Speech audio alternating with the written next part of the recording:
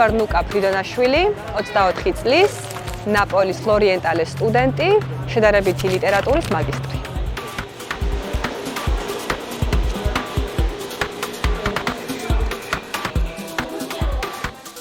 დავამთავრე ილიას სახელმწიფო უნივერსიტეტის ფსიქოლოგიის ფაკულტეტი და მეორად პროფესიად ავირჩიე ანგლისტიკა.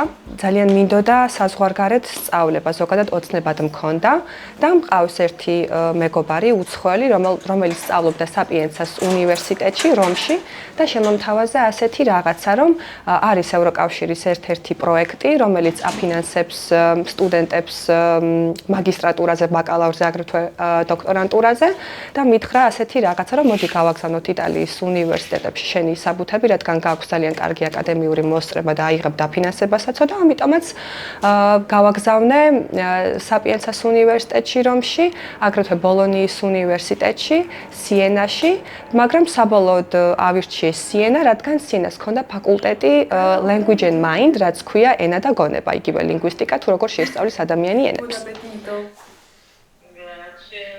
Are you free today? Do you remember I told you about the meeting? Yeah, we didn't let me know, like...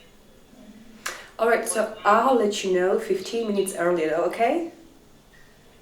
Okay. Okay, and I'll call you again.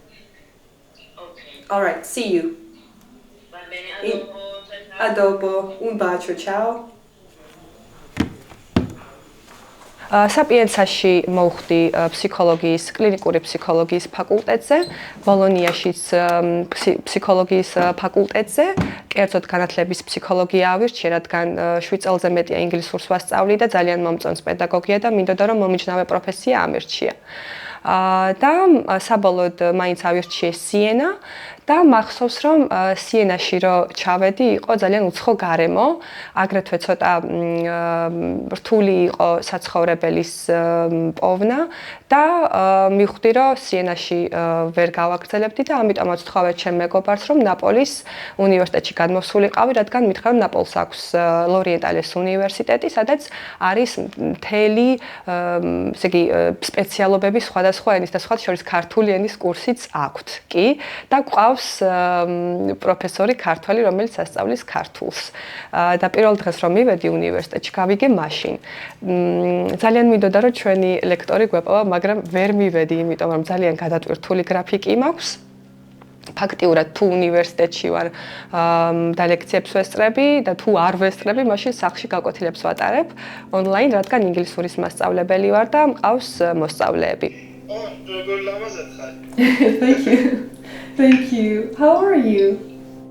შენი სწავლების მეთოდი მომწონს ძალიან, იმიტომ რომ დიდი ხანი ვეძებდი მასწავლებლებს და ზუსტად ის იყო შენი სწავლების მეთოდში, რაც მე მჭირდებოდა, რომ ის მასალა რაც უნდა გამომეორებინა და ახალი სიტყვების სწავლა, გრამატიკის სწავლა, 4 კომპონენტი რაც შენი სწავლების მეთოდში შედის, აი ძალიან მნიშვნელოვანი.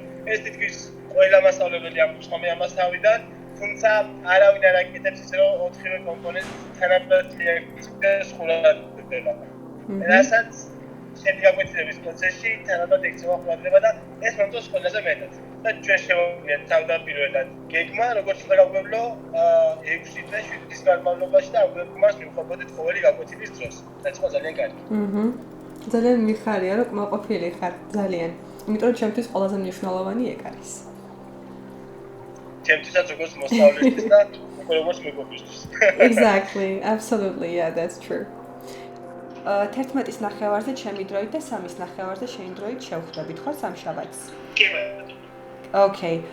თუ რაღაცა შეიცვალა ლექციასთან დაკავშირებით ან თუ სემინარი მქონდა, მაგას აუცილებლად გაგაგებინებ. Okay, Mika. Thank you for your class. Of course. You too. See you soon. Good luck. See you. Bye. Bye.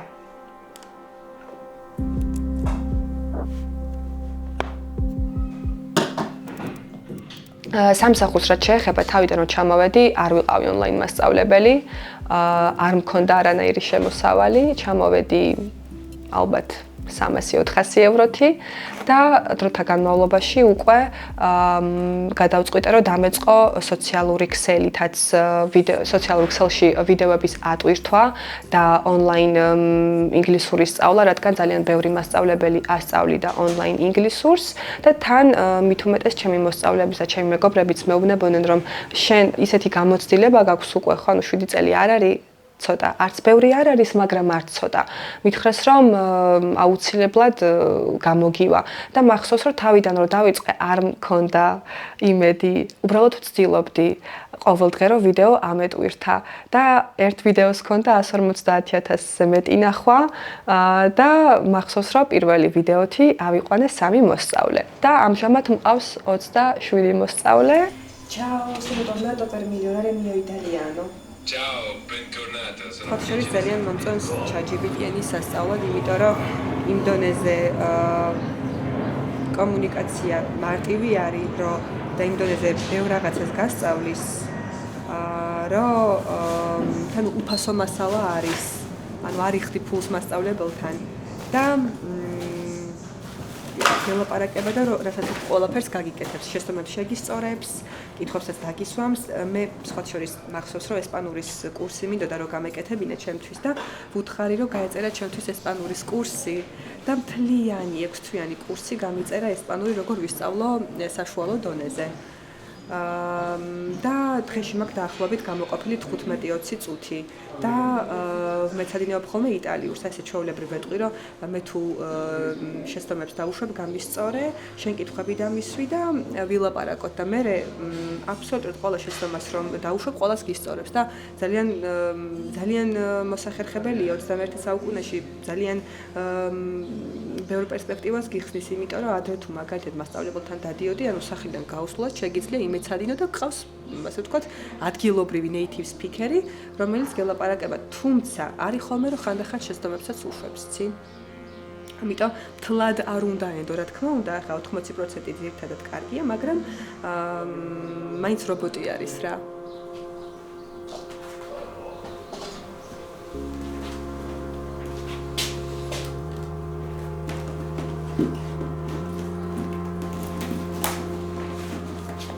მე მაგალითად გამოვიცვალე 5 ბინა, არც თუ ისე მარტივია ზოგადად რომ აქ იპოვო შენთვის რაც შენ გინდა ის ბინა და ის ოთახი, იმიტომ რომ ძალიან ბევრი სტუდენტი არის აქ და თან ძალიან ძვირია. მე მინდოდა რომ მეპოვა ჩემთვის იზოლირებული ოთახი. რადგან ვმუშაობ ონლაინ, ანუ არ მინდოდა რომ ვინმესთვის დისკომფორტი შემექმნა. მიუხედავად იმისა, რომ თავიდან სადაც ვიყავი რამდენიმე ბინაში, მყავდა თანამაცხოვრებლები, ისინი არ იყვნენ წინააღმდეგი და პირიქით ცდილობდნენ რომ ხელი შეეწყოთ, მაგრამ დროთა განმავლობაში ძალიან ბევრი პრობლემა შეიქმნა და საბედნიეროდ ვიპოვე ჩემი ოთახი, რომელიც ძალიან ახლოს არის უნივერსიტეტთან, თან ძალიან ბიუჯეტურ ფასადაც. თავისუფალი დრო ფაქტიურად არ მაქვს, იმიტომ რომ ვცდილობ რომ დრო გავატარო ნაყოფიერად, ძალიან მიყვარს ენების სწავლა, ამჟამად ვსწავლობ ესპანურს, ჩინურს და იტალიური ვიცი ბიურ დონეზე, მაგრამ მინდა რომ უფრო ღრმად ვიცოდე და უფრო თავისუფლად ვსაუბრობდე და ამიტომ საერთოდ არ ვიტოვებ თავისუფალ დროს. ძალიან მიყვარს ვარჯიში და ვცდილობ რომ ასევე ვიკვებო ჯანსაღად, რაც ყველაზე მნიშვნელოვანია დღეს.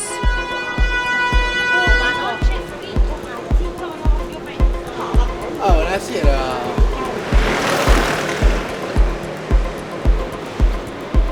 ჩემი ერთი ჩვეულებრივი დგარი ძალიან გადატვირთული, იმიტომ რომ ჩემი დილა იწყება საუზმით და შემდეგ ეგრევე გაკვეთილით, მაქვს დილის 9 საათზე ან დილის 10:30-ზე გაკვეთილები და შემდეგ, როდესაც ვამთავრებ გაკვეთილს, მივდივარ უნივერსიტეტში. ძალიან გამიმართლა, რადგან ჩემი უნივერსიტეტი არის 5 წუთის სავალზე, ფეხით გადავდივარ და ფეხით გადმოვდივარ.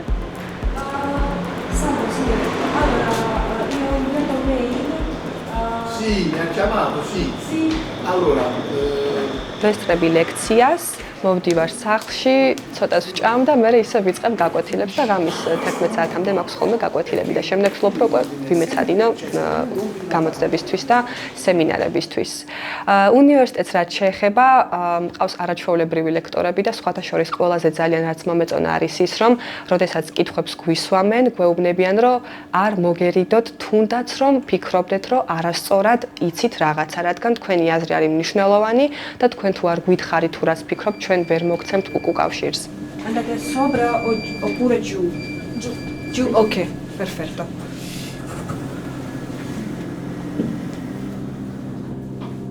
Dov'è che piano? Io primo piano. 0. Ah, ok. მინდა აღვნიშნო, რომ ილიას უნივერსიტეტი რო დავამთავრე და აქ რო წამოვედი რომ ვნახე ზოგადად რა სისტემა არის.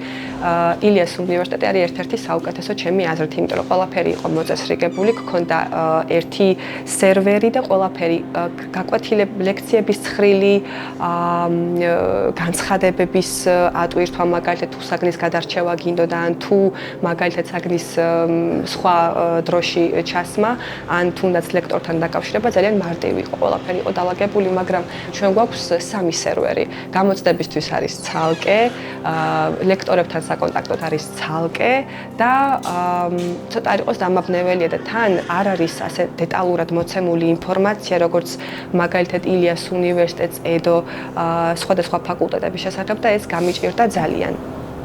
აქ გვიტარდება ამერიკის ისტორიის და კულტურის ლექცია. სხვათა შორის არ მყავს ბევრი კურსელი, მაგრამ ესაგანი არის ჩემი ფავორიტი, იმიტომ რომ მახსოვს, რომ ბაკალავრზე რო გავდიოდი ამერიკის ლიტერატურას. ეგ საგანი მახსენდება, იმიტომ რომ დაახლოებით იმავე მეთოდოლოგიას იყენებს ლექტორი და თან ესეთი კარგი ლექტორი მყავდა იმ საგანზე ბაკალავრზე, რომ ყველაფერი რაც კი ვისწავლე, მასთან აბსოლუტურად ყველაფერი მახსოვს. და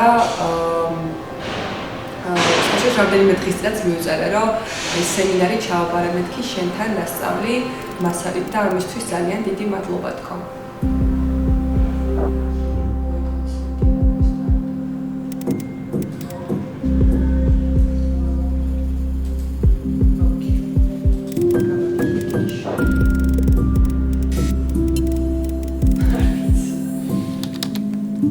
ევროპული განათლება არის ძალიან სხვანაირი, აქვს სხვანაირი მეთოდები და ვფიქრობ, რომ ის განათლება, რასაც ვიღებ ნაპოლის ლორიენტალეს უნივერსიტეტში, არის უშუალოდ ზუსტად ჩემზე მორგებული, რადგან მე ძალიან მიყვარს ენები. ვფიქრობ, რომ ენების ცოდნა ადამიანს ძალიან ბევრ პერსპექტივას და ძალიან ბევრ კარებს უხსნის და მგონია, რომ ლორიენტალეც ამიტომ ავირჩიე, რადგან ენების უნივერსიტეტი არის. აბსოლუტურად ყველა ენა შეგიძლია, აბსოლუტურად ყველა ენის კურსი აქვთ. ქართულიდან დაწყებული, არ ვიცი, ალბათ მალაიზიურით დამთავრებული. და ზუსტად ის პროფესია ავირჩიე, რასაც ვეძებდი.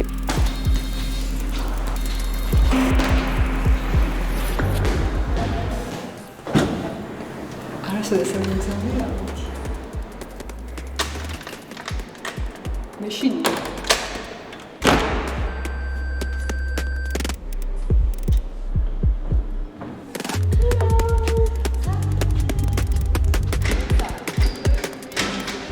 მეორე სემესტრიდან ვიწყებ ჩინურის კურსს.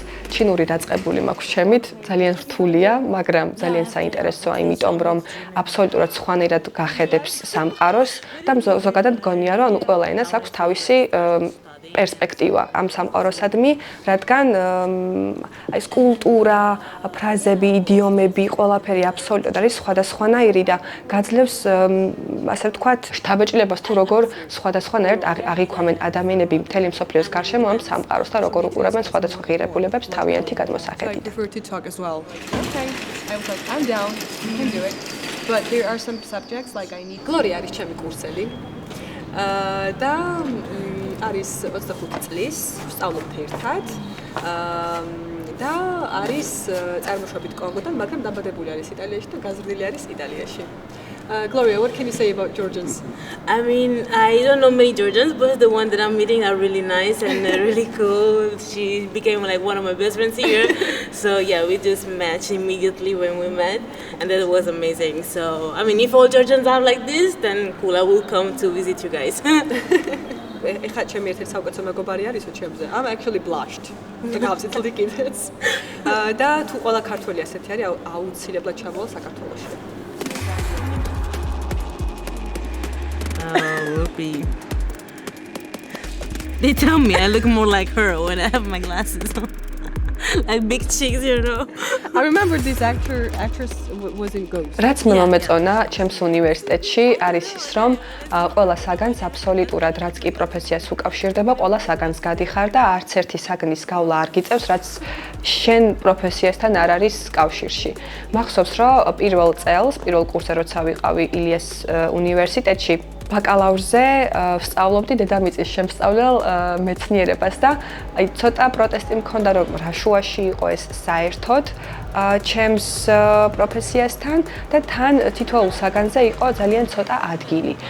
კი, რა თქმა უნდა, ყველანაირი სწავლა კარგია და ცოდნა არასოდეს არ არის ზედმეტი, მაგრამ რაც შენ პროფესიას უკავშირდება, უნდა ისწავლო და გაიარო ის საგნები და არა მაგალითად ფსიქოლოგიის სტუდენტი, როცა გადის ფილაქანთა თეორიას ან მიწისძვრებს.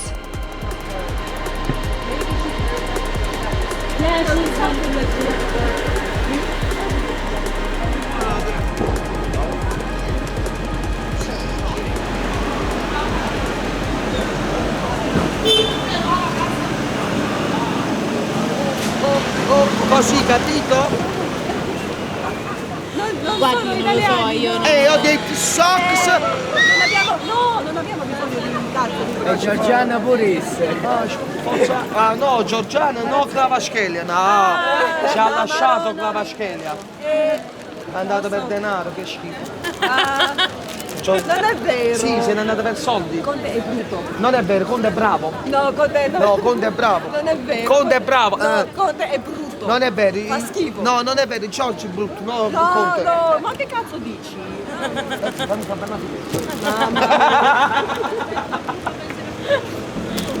Sto scherzando, no calze sexy. Calze antisesso.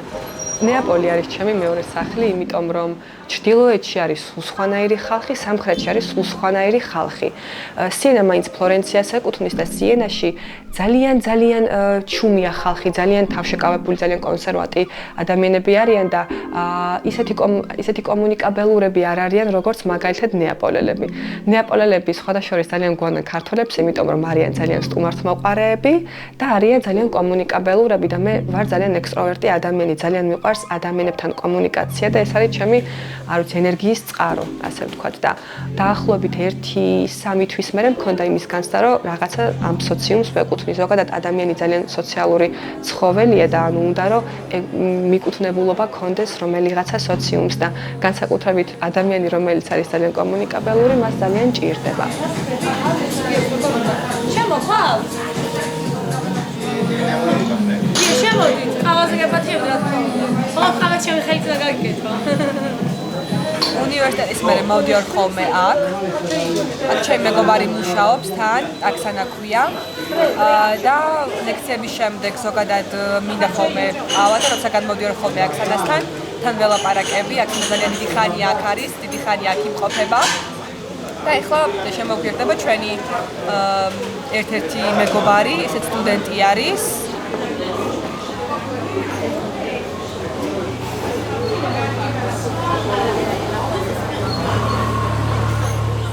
ერთია რომ შენი პროფესია გიყვარს და შენი ანუ გიყვარს სწავლების პროცესი, მაგრამ მეორე არის როგორი კარგი ადამიანები გხვდებიან. კი, ნეაპოლელები არიან ძალიან კომუნიკაბელურები, ძალიან სტუმართმოყვარეები, მაგრამ შენიანი მაინც სხვანაირად დაგიდგება გვერდით. მე ასე მგონია და თან მით უმეტეს ემიგრანტები არიან სულ სხვანაირი ხალხი. მე გამიმართლა პროფესიითაც და ჩემი მოსწავლეებითაც, რადგან ყველა, აი აბსოლუტურად ყველა, ვინც კი მყოლია, ყველა არის ერთმანეთზე უკეთესი ადამიანი. შეიძლება გავიხსენო, რომ ყველა ყველა კონტექსტში ხარ დაიხმარა და ისე არის საკუთრება. ემიგრაციაში სამწუხაროდ არსებობს ემიგრაციის რამოდენიმე კატეგორია და საბედნიეროდ ერთ-ერთი კატეგორია არიან ის ადამიანები, რომლებიც სასწავლებლად ჩამოვიდნენ. ჩვენი თაობის ის წარმომადგენლები არიან დღეს აქ, რომლებიც ირჩევენ ევროპულ მომავალს და ამისთვის ძალიან ბედნიერი ვარ. მე აქ სანათოფურია ვარ, რიგითი ემიგრანტი ნეაპოლში. უკვე 6 წელია რაც აქ ვარ. და ერთ-ერთი ჩემი გეგმა რაც მინდა რომ შეგაგიმხილოთ არის ის რომ მომავალ წელს მე თავად მინდა ჩავაბარო უნივერსიტეტში. აქედან გამომდინარე ყველას მინდა მოგცეთ სტიმული და რჩევა რომ სწავლას ასაკი არ აქვს და მიუხედავად იმისა რომ უმაღლესი განათლება უკვე მიღებული მაქვს საქართველოში, ვაპირებ ასევე მივიღო ევროპული განათლება და აუცილებლად გავაკეთებ ამას. იმედი მაქვს ის ახალგაზრდები, რომლებიც აქ მუშაობენ, მნიშვნელობა არ აქვს რა გრაფიკით და რა სტრუქტურაში, აუცილებლად გამონახავენ დროს და მიზეზს იმისთვის, რომ განვითარდნენ აუცილებლად პირველ რიგში საკუთარი თავებისთვის და შემდეგ სამშობლოსთვის. აქაური ცოდნა განათლება კიდევ ძალიან დიდი იმედი მაქვს გამომადგება საქართველოში სამომავლოდ.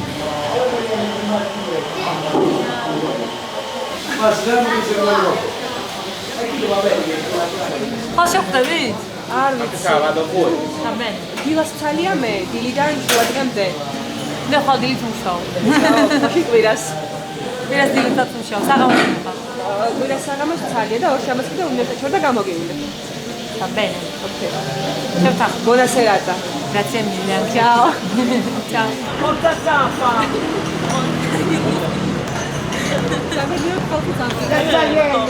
Okay, I'm leaving. I don't know. I will see you Monday, right? Yeah. I can see you. I know. Bacio.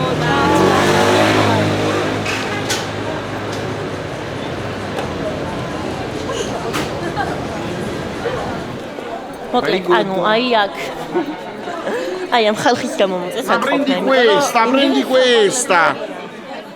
თავალი ხალხია.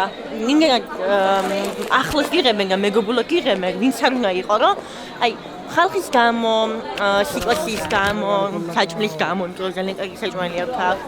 მილეულის გამო, სუენირის გამო, ესეთის გამო, ყველაფრის გამო საკმაოდ აი ამ უბანში კონკრეტულად. აი სხვა უბნები ცოტა ისე მომწეს, ხისპირა უბნები.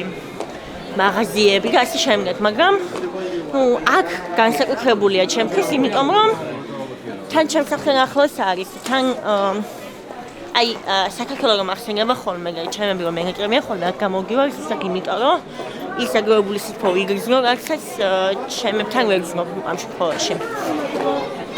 აქ არის ასევე სპორტული მაღაზიები, სადაც უმეტესად შეხვდები კვარაცხელიას მაისურებს. სხვათა შორის ძალიან გული გეჭრეთქო გაგავიდა ნამდვილად და პირდაპირ მნიშვნელობით კიგოდნენ. და შეიძლება მეუბნებოდნენ რომ აი წავიდა ჩვენი კვარა, ხარ აგვეშველება და ჩვენი კვარა გონდა და ყველაფერი, მაგრამ მიუხედავად იმისა რომ გაგავიდა, ნუ აი მაინც დღემდე უყვარ, დღემდე აფასებენ, დღემდე გულში ყავ და დღემდე მის პოსტერებს აინახავ აქ. How will you solve the problem of the country learn how to smile? And you can be able to sit down and think to have an idea to solve the problem. When you excuse your face, you begin to solve problem every day. We have to be happy, very important. Be happy.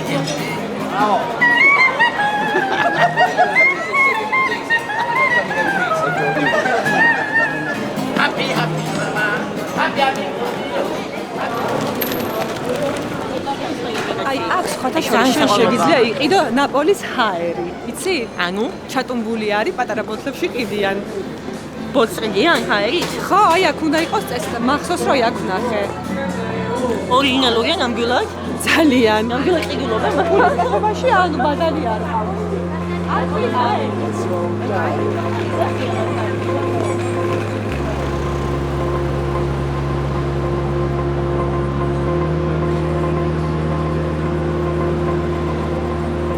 Faccio mandaturo di banneo. Ecco ma da fatto di male fa un po'.